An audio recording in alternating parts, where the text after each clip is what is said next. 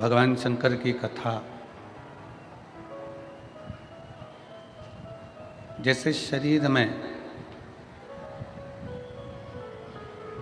रक्त दौड़ता रहता है तो ये शरीर चलता रहता है।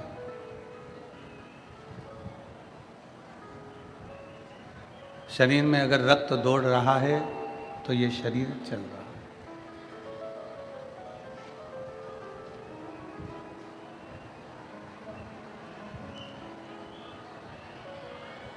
और यदि शरीर में रक्त दौड़ना बंद हो जाता है, शरीर में रक्त चलना बंद हो जाता है, रक्त दौड़ना बंद हो जाता है तो शरीर में चलना बंद हो जाता है।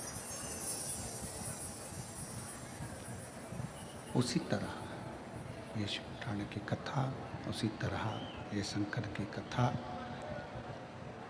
उसी तरह ये शिव महापुराण की कथा भी हमारे जीवन में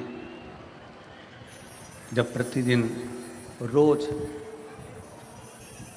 रक्त की तरह दौड़ रही है, रक्त की तरह चल रही है, तो ये मान कर चलिए कि हमारी भी जिंदगी, हमारा भी जीवन शिव के आश्रित होकर चल रहा है।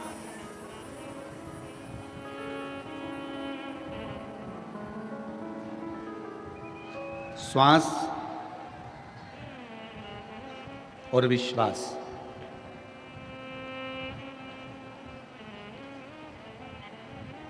ये दोनों अगर टूटते हैं, श्वास और विश्वास अगर ये दोनों टूट जाते हैं, टूटते हैं, तो फिर कुछ बचता नहीं।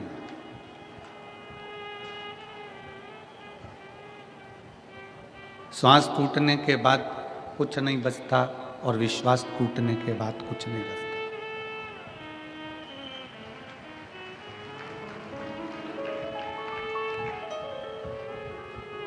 यहां लाखों की संख्या में शिव भक्त आए हैं।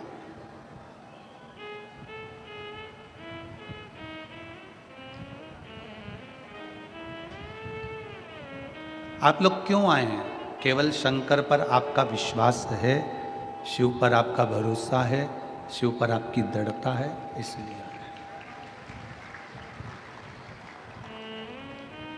शंकर भगवान पर आपका विश्वास है, शंकर भगवान पर आपका श्रद्धा है, भरोसा है, दृढ़ता है, इसलिए पहुंचे। श्वास टूटने के बाद कुछ नहीं रहता और विश्वास टूटने के बाद कुछ नहीं रहता।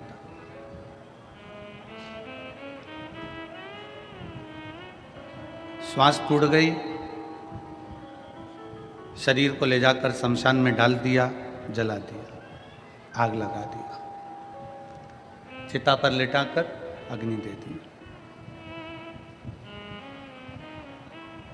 भस्म हो गया शरीर, कुछ बचा नहीं।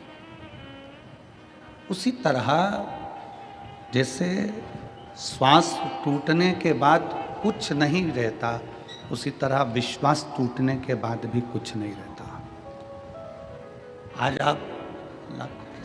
आज आप लाखों की संख्या में पहुंचे हो, लाखों की संख्या में यहाँ पर एकत्रित हुए हो।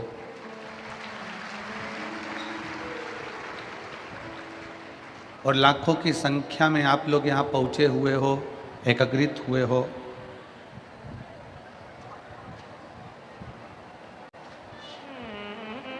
ये आप सबका विश्वास है, ये आप सबका भरोसा है, ये आप सबकी दृढ़ता है।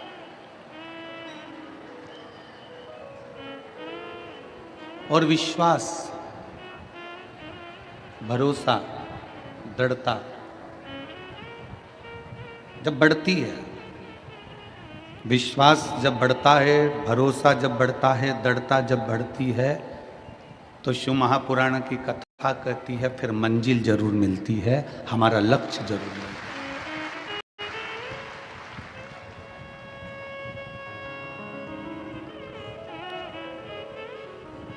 यहां जितने बैठे हो ना, मेरे भोले बाबा ने आपको कम नहीं दिया, आप 6 महीने से, 8 महीने से, 1 साल से, 2 साल से, 5 साल से, 4 साल से, 3 साल से, 7 साल से जो कथा सुन रहे हो, वो कथा सुनने के बाद का समय निकाल कर देखिए कि मेरे शंकर भगवान ने आपको क्या क्या दिया है और क्या क्या नहीं। आप उसको अंदाजा लगाइए, आप उसका स्मरण करिए, आप उसका स्मरण करिएगा कि मेरे शंकर ने आपको क्या क्या दिया है, मेरे शंकर भगवान ने आपको क्या क्या प्रदान किया। जरा विचार करिएगा।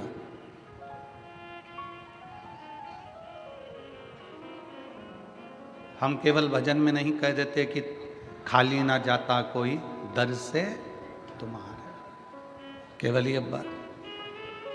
भजन से मतलब इसमें हम भजन के माध्यम से नहीं कर रहे, हम तो ये हमारे विश्वास के माध्यम से कर रहे हैं कि भरोसा जब पक्का होता है, विश्वास जब दृढ़ होता है, तो दुनिया में कोई खाली नहीं जाता। एक प्रैक्टिकल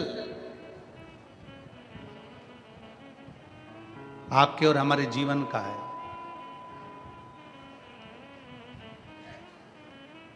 तुम्हारे दरवाजे पर एक गाय आकर खड़ी हो गई, तुम्हारे दरवाजे पर एक गौ माता आकर खड़ी हो गई, एक गाय आकर खड़ी हो गई, बहुत देर तक खड़ी है, आस लगाकर, विश्वास रखकर, भरोसा रखकर, दृढ़ता रखकर वो तुम्हारे दरवाजे पर खड़ी हुई है, बहुत देर से खड़ी है, बहुत देर से।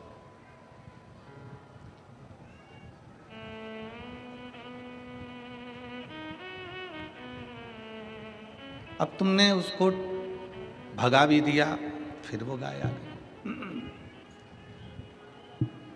तुमने भगा भी दिया उस गाय को, गला पकड़ रहा है माई, तुमने भगा भी दिया उसको, फिर वो वापिस आ गई। फिर तुमने उसको हटा दिया, गाय फिर आ गई। बार बार वो गाय क्यों आ रही है? क्योंकि उसको मालूम है कि इस दरवाजे से मुझे मिलेगा जरूर, एक रोटी इस दरवाजे से मुझे प्राप्त जरूर होगी, ये पक्का है। ये गाय का विश्वास है, ये गाय की दृढ़ता है, ये गाय का भरोसा है,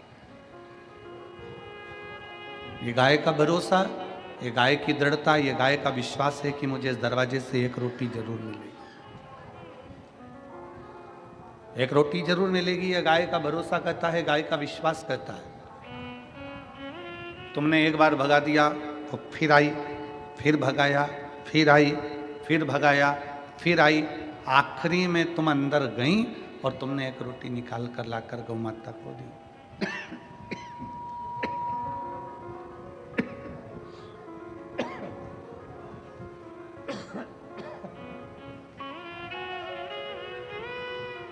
आखिरी में तुम अंदर गई और एक रोटी निकालकर तुमने गाय को लाकर दे दिया, गौ माता को दिया।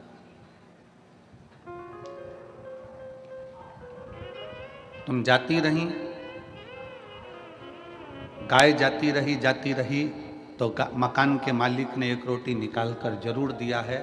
उसी तरह गाय अपना विश्वास नहीं तोड़ी तो उसको रोटी जरूर मिली। तुम अपना जल चढ़ाना मत छोड़ना, तो वो भी भरोसा रख कर चढ़ाओगे तो वो देगा जरूर।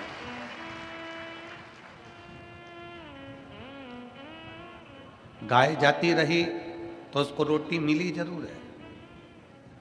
पक्षी छत पर आता रहा तो उसको दाना मिला जरूर है। और शिव महापुराण की कथा में अपने आसपास का क्षेत्र हो, नजदीक में हो और शंकर का मंदिर अगर पास में हो तो जाते रहना। पक्षी को दाना मिल सकता है, गाय को रोटी मिल सकती है, तो हमें भी हमारा बाबा कुछ ना कुछ दे ही सकता है। विश्वास के भरोसे पर, भरोसे के बल पर। इसको कहते हैं विश्वास की दृढ़ता, इसको कहते हैं भरोसे की दृढ़ता, इसको विश्वास कहते हैं।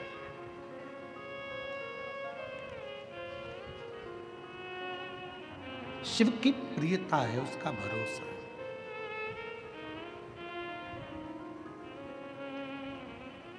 आप विश्वास कितना कर रहे हैं, आप भरोसा कितना कर रहे हैं, आपके संपूर्ण कार्य का प्रबलता, बल विश्वास पर आधारित है, भरोसे।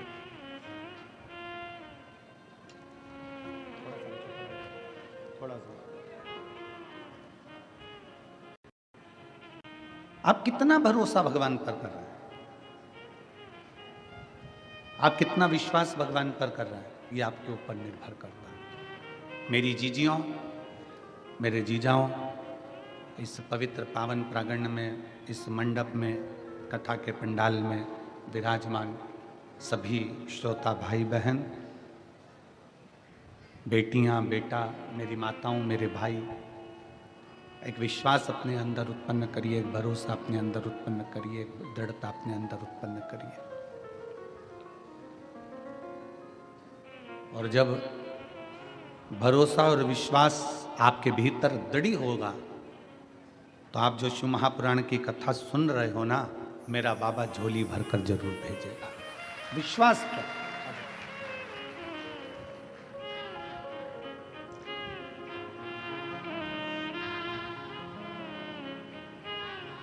बधाई आपको,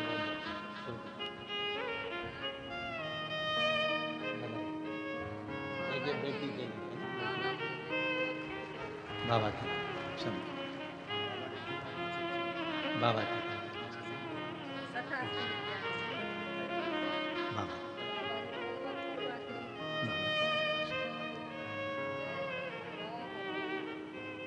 शिव कृपा से। भाऊ कह रहे हैं कि हमें उम्मीद नहीं थी, हमारी बेटी को एक साथ 6 नौकरी का ऑफर आया, सरकारी 6 नौकरियां साथ। हमें विश्वास नहीं था, हमें भरोसा नहीं था। आप कथा के पंडाल में बैठकर उसको नमन कर रहे हो तो विश्वास के साथ कर रहे हो, भरोसे के साथ कर रहे हो तो विश्वास के साथ देता है, भरोसे के साथ वो देता है। और खाली न जाता कोई दर से तुम्हारे, खाली न जाता कोई दर से तुम्हारे, मैं भी खड़ी हूँ नंदी बाहे पसारे। बहुत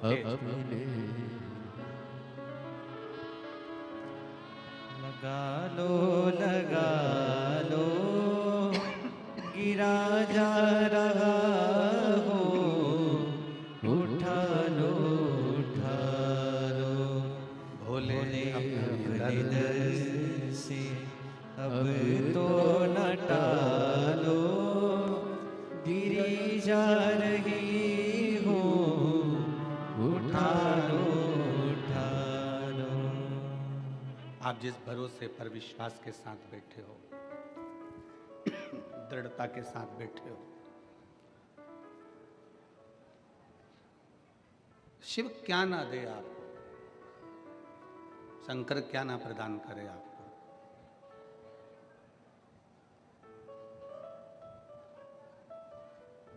भरोसा दृढ़ बनाइए।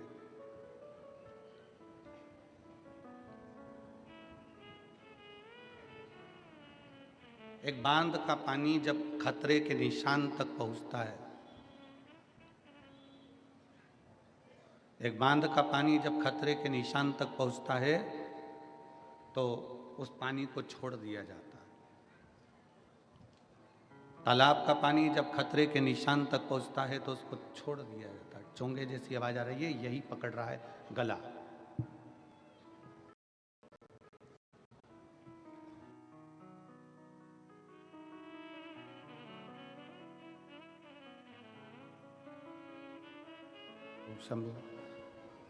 तालाब का पानी जब बढ़ता है तो उसको छोड़ दिया जाता है।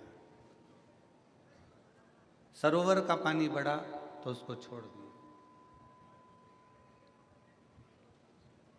खतरे के निशान तक पानी पहुंचता है तो उसको छोड़ देते हैं।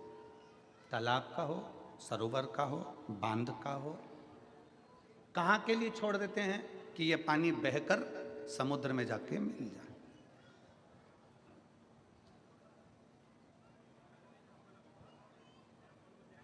समुद्र में जाके ये पानी मिले। खतरे के निशान तक पानी आया तो उसको छोड़ दिया गया। खतरे के निशान तक पानी पहुंचा तो उसको छोड़ दिया।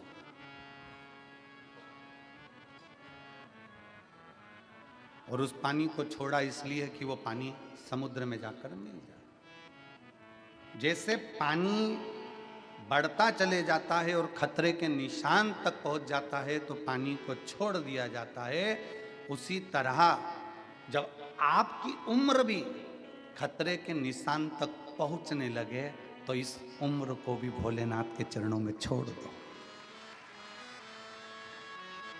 ये उम्र भी खतरे के निशान तक पहुंचती है।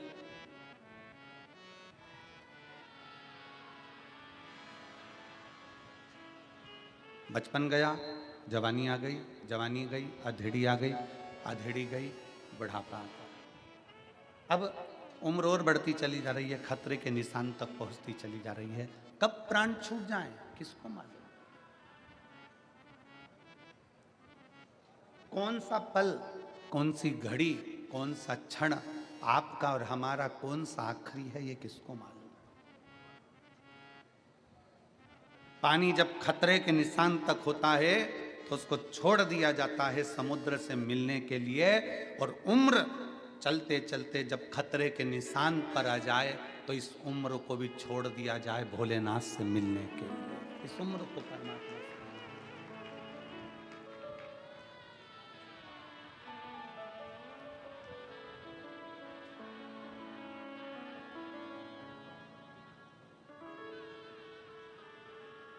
कभी जिंदगी में एक मौका मिले, मेरे काल अधिपति महाकाल राजा के चरणों में बैठो।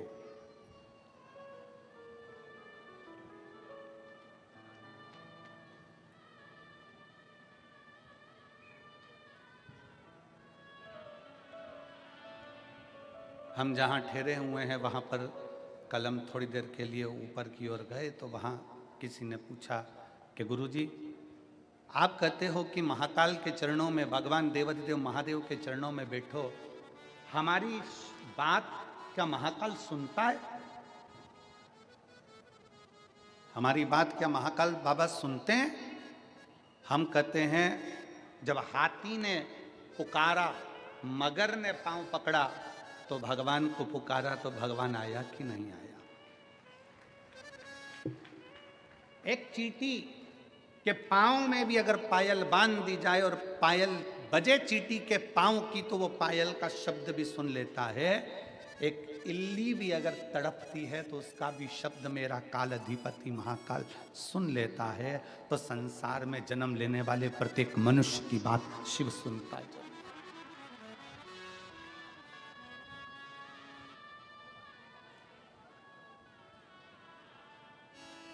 सुनता है। हम हिंदी बोलते हैं, वो हिंदी में सुनता है।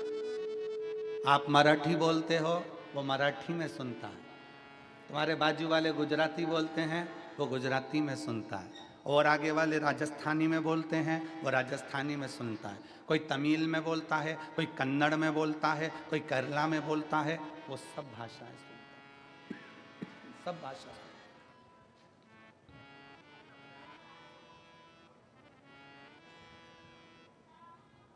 तुम्हें 10-20 भाषा आती होगी, कितनी भाषा आती होगी?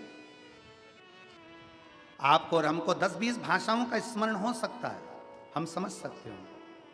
पर उससे पूछो, वो चिड़िया की भी भाषा समझता है, इल्ली की भी भाषा समझता है, झिंगुर की भी भाषा समझता है, चूहे की भी भाषा समझता है, पशु और पक्षी की भी भाषा समझता है। दर्द केवल मनुष्य को ही नहीं, शिव पुराण की कथा कहती है, दर्द इस मृत्यु लोक में चाहे जलचर हो, थलचर हो, वायुचर हो, कोई भी जीव हो, दर्द उसको भी होता है। और वो सबका दर्द मिटाने के लिए अपनी कैलाश को छोड़कर, अपनी अवंतिका नगरी को छोड़कर मेरा महाकाल राजा तुम्हारे करीब में आ ही जाता है। दर्द किसको नहीं होता?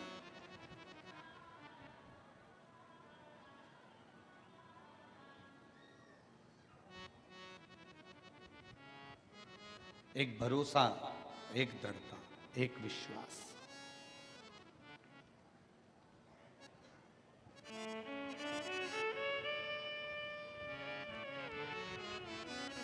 कितना सुंदर किसी ने कहा कि मानो तो मैं गंगा माँ हूं और ना मानो तो मैं बहता पानी। अगर मान रहे हो तो मैं गंगा जी हूं, नहीं मानोगे तो बहता पानी।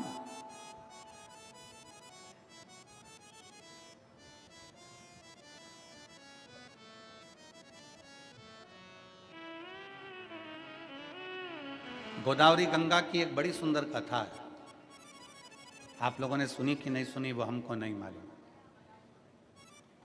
माँ गोदावरी गंगा की बड़ी सुंदर कथा है। अंत ऋषि अपने कामद वन में बैठे हुए थे।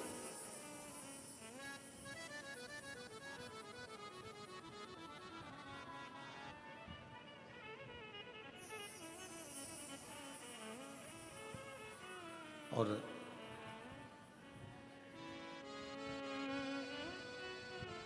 तप में लीन थे। आज उन्हें माता अनसुईया जी से कह दिया था, अनसुईया 54 वर्ष का तप करने के लिए बैठ रहा हूं और तू मुझे जगाना मत। 54 वर्ष का मैं तप करूंगा, 54 ईयर्स, 54 वर्ष का मैं तप करूंगा, तू मुझे जगाना मत, मेरे को तप करने देगा। मुझे तप में बैठना है और मुझे तप करना है। 54 वर्ष तक तू मुझे जगाना मत। कामद वन में आंत्री और अनसुईया निवास कर रहे हैं और आंत ऋषि तप में लीन हो जाते हैं, तप में डूब जाते हैं।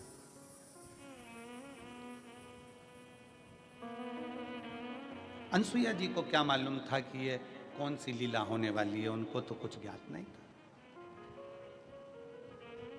पति दुकान पर क्या कर रहा है, सर्विस में क्या कर रहा है, नौकरी में क्या कर रहा है, फैक्ट्री में क्या कर रहा है, पत्नी को उससे मतलब नहीं है। पत्नी को तो ये मतलब है कि मेरा सुहाग अमर रहे, मेरे बच्चे अच्छे रहें, परिवार में कोई दुखी ना हो, मेरे सास ससुर, मेरे परिवार सब अच्छे से रहे। पत्नी का फर्ज ये है कि वो अपने परिवार का सुख चाहती है। स्त्री क्या चाहती है? अपने परिवार का सुख।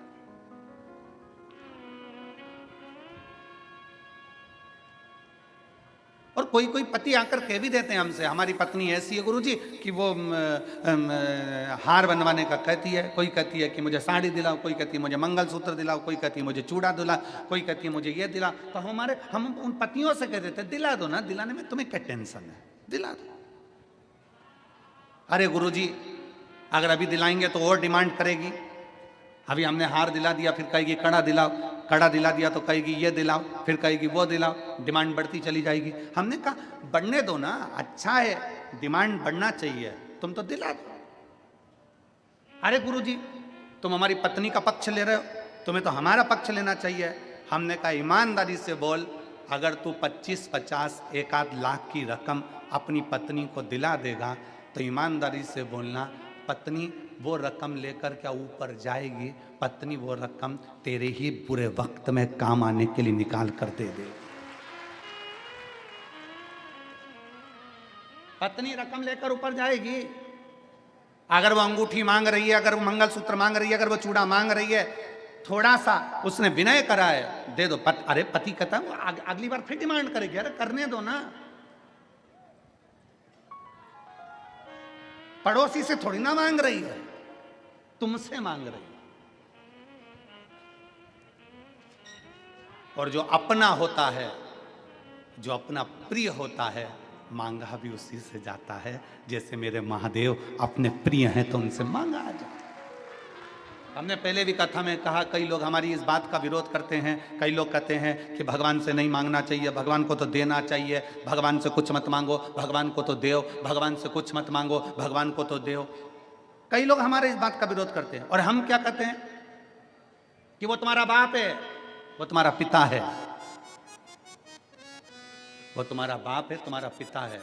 और अपने माँ बाप से मांगने में संकोच नहीं करना चाहिए। माँ बाप के पास बैठो, उससे अपने दिल की बात कहो और मांगो। वो अपना पिता है, अपनी माँ है, उससे क्या।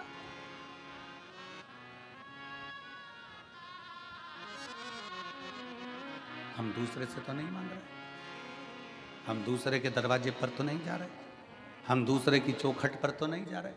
और फिर निवेदन है, कोई तुमसे कह दे कि वहां चले जाओ, वहां से ये मिल जाएगा, वहां चले जाओ, वहां से ये मिल जाएगा, वहां चले जाओ, वहां से ये मिल जाएगा, नहीं नहीं नहीं, हमें अपने शिव को छोड़कर हम कहीं नहीं जा सकते।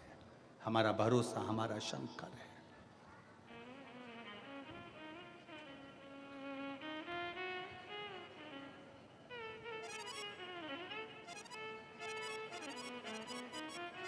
हमारा भरोसा हमारा शिव है, हमारा भरोसा हमारा शंकर है।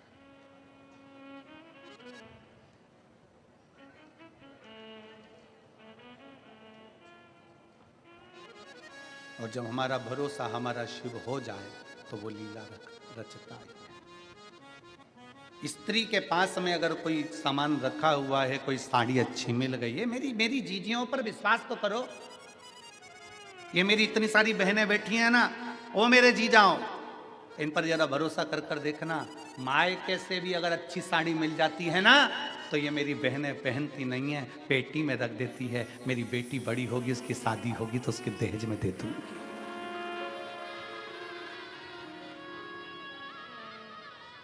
अच्छा गिफ्ट आइटम मामा जी के यहाँ शादी में मिल गया, मौसी के यहाँ मिल गया, नानी के यहाँ गई थी, वहां से कुछ अच्छा चीज मिल गई, अच्छा आइटम मिल गया, गिफ्ट आइटम मिल गया, उसको उठाकर पलंग पेटी में रख देती है। क्यों? जब मेरी बेटी की शादी होगी ना, मैं उसको दे दूं।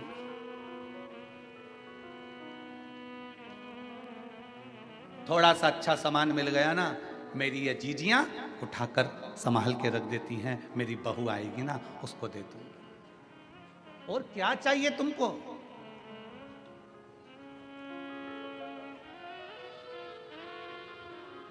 लोग कहते हैं इन्होंने बहुत ज्यादा त्याग करा, ये संत बन गए। कोई कहता है इन्होंने बहुत ज्यादा त्याग करा, ये त्यागी बन गए। कोई ने कहा इन्होंने बहुत सारा त्याग करा, ये सन्यासी बन गए। कोई ने कहा इन्होंने बहुत तप करा, ये तपस्वी बन गए। शिव महापुराण की कथा कहती है, घर की स्त्री के आगे सारे संत, साधु, सन्यासी, तपस्वी, साधक, उपासक फीके हैं, क्योंकि उससे बड़ा त्याग कोई नहीं कर सकता। घर की स्त्री के आगे सारे संत, साधु, सन्यासी, तपस्वी, साधक, उपासक फीके हैं, क्योंकि स्त्री के आगे कोई त्याग नहीं कर सकता। एक नारी अपने लिए कोई व्रत नहीं करती। सोमवार का व्रत करती है तो पति के लिए, छठ का व्रत करती है तो बच्चों के लिए, चतुर्थी का व्रत करती है तो पति के लिए। जितने व्रत एक स्त्री करती है वो अपने लिए। बता दो कोई सा व्रत इसमें बताओ, एक शास्त्र में व्रत बता दीजिए जो स्त्री खुद के लिए कर रही है। पति के लिए अखंड सौभाग्य के लिए करेगी, तीज का व्रत अखंड सौभाग्य के लिए करेगी, चतुर्थी का व्रत अखंड सौभाग्य के लिए करेगी, पंचमी का व्रत अपने बच्चों के लिए करेगी, छठ का व्रत अपने बच्चों के लिए करेगी। एक स्त्री अपने लिए कोई व्रत नहीं करती, अपनी उम्र बढ़ाने के लिए कोई व्रत नहीं करती, अपनी सेफ्टी के लिए कोई व्रत नहीं करती। अगर भारत की भूमि की एक नारी अगर व्रत